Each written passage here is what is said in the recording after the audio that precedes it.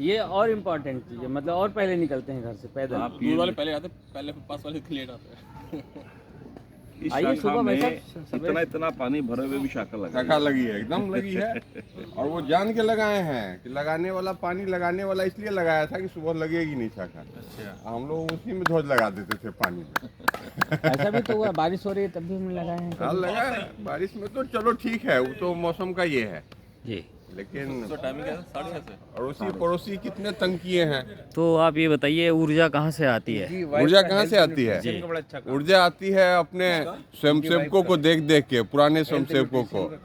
हाँ, आत्मबल आपका स्वयंसेवकों को देख के बढ़ता है। देख के बढ़ता है जी। अच्छा अच्छा अच्छा। सप्लीमेंट है खाने का, हम लोग रिप्लेस करते प्रदीप जी, आपके अंदर ऊर्जा कहाँ से आती है? गर्मी कम कर। मैं हूं प्रोफेसर डॉक्टर नीरज त्यागी और मैं 28 जनवरी सन 2024 को, आपका नाम सर? मेरा नाम नगन कुदेशिया। ये हमारे नए स्वयंसेवक हैं और जैसा कि नियम है शाखा में, शाखा के जो प्रमुख होते हैं वो ओरिएंट करते हैं नए स्वयंसेवकों को। तो मेरे साथ हैं राजीव जी, राजीव बंसल जी, जो हमारी शाखा के प्रमुख हैं और संस्थापकों में हैं और सबसे वरिष्ठ कार्यकर्ता हैं।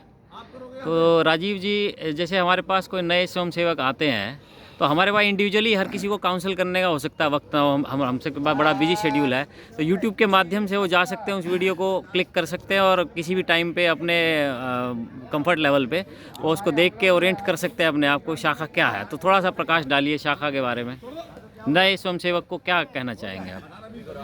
नीरज जी नमस्कार। आप बहुत पुराने स्वयंसेवक हैं, कई दिनों से शाखा आ रहे हैं। पहली बात तो शाखा के जो संस्थापक हैं वो डॉक्टर हेडगेवार हैं जी ठीक है जी। 1925 में विजयदशमी के दिन डॉक्टर हेडगेवार ने पहली शाखा जी नागपुर में लगाई थी, जी है ना। दूसरी बात यह है कि अपने शाखा में शाखा प्रमुख नहीं होते, शाखा कारवा रहते हैं जी, शाखा कारवा। ठीक है। जी तो इस तरीके से अपनी रचनाएं हैं, शाखा, उसके बाद नगर कारवा संभालते हैं, फिर भाग है, ये शहरी समीकरण बता रहा हूँ ना। तो ऐसे रहता है। बाकी शाखा क्या है, शाखा को जानना समझना है तो आपको उसका एक ही तरीका है, आपको शाखा आना पड़ेगा। जी शाखा आइए और पहचानिए और जानिए शाखा क्या है। जी। बाहर से शाखा समझ में नहीं आ सकती। नहीं, जो नए लोग आते हैं उनका मोटिवेशन लेवल इतना नहीं होता है कि वो स्वतः आ जाएं, उनको हमें थोड़ा ल्योर करना पड़ेगा। देखिए तपस्या है, ये तपस्या करनी पड़ेगी और ये सेल्फ की जर्नी है। बाहर वाला नहीं समझा सकता इसको, जी ठीक है। जब तक आपके स्वयं के अनुभव नहीं होंगे आप नहीं जान सकते। बाकी शाखा जो है, ये शाखा राष्ट्रीय स्वयंसेवक संघ की शाखा उसको हम कह रहे हैं। यूजुअली हम सुबह और शाम, बच्चों की शाखा शाम को लगती है और तरुण शाखाएं सुबह लगती है जी तो अगर हम छोटी सी बात सोचें कि समय से शाखा पे आना, जी लोगों में समय की नियमितता आ जाती है। जी सुबह सुबह आकर के अगर यहाँ पे शाखा में खेलेंगे जी तो स्वास्थ्य ठीक हो जाएगा, जी ठीक है। कुछ गीत होंगे देशभक्ति के, जी। तो मन, मस्तिष्क और शरीर तीनों के ऊपर शाखा का तंत्र। शाखा एक तंत्र है जिसके अंदर से हम स्वयंसेवक निर्माण का कार्य करते हैं। स्वयंसेवक निर्माण यानी व्यक्ति निर्माण का कार्य करते हैं जी।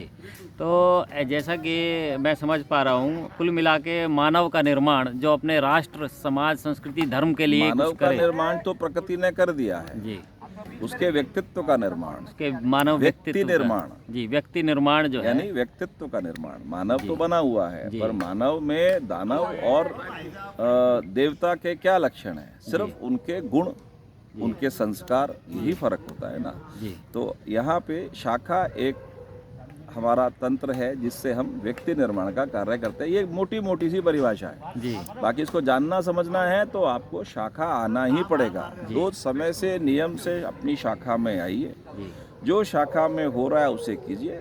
धीरे धीरे स्वतः ही इसके अंदर में बस वो आपके अनुभव है, वो आप शेयर कीजिएगा फिर। तो एक्चुअली जब मैं शाखा में आया तो उससे पहले कुछ लोग हमें ये बोलते थे कि आरएसएस एक आतंकवादी संगठन है जो डंडे लेके लोगों को ट्रेनिंग देता है, मारपीट करना सिखाता है लोगों के साथ में।